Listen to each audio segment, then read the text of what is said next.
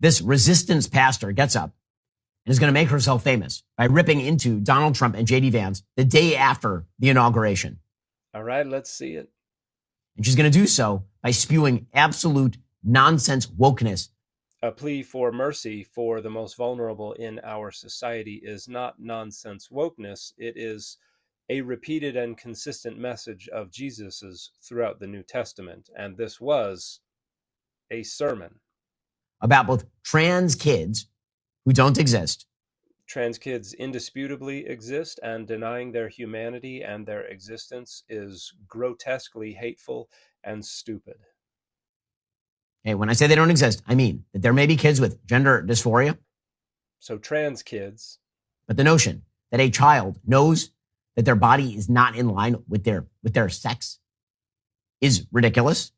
So you're obviously struggling to comprehend the difference between sex and gender, which means you don't have the first clue what you're talking about. You're not an expert on this, and it's very clearly not your prerogative to declare how other people are allowed to experience the world around them and themselves within it. So you would be doing the world a favor if you would just shut the hell up and let the adults do the talking.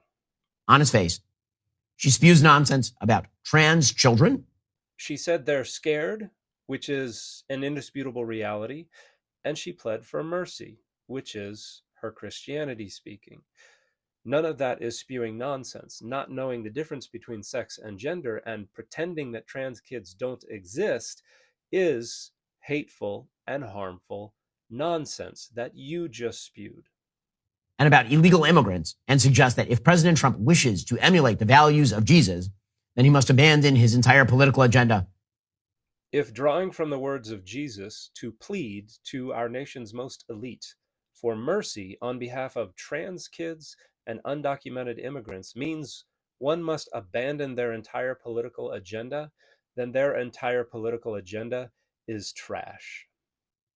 I noticed that Jesus was not in favor of free migration across all borders. No, you didn't. You made that up because there's no part of any record associated with Jesus that says anything about this, because they did not have concepts of restricting travel across borders anciently. If you traveled into a new area, you might be subject to new laws. You might be disadvantaged when it came to natives in the area. You might have new taxes that you had to pay, but there was no attempt on the parts of sovereigns to restrict the crossing of borders. So no, you didn't notice that. You made it up.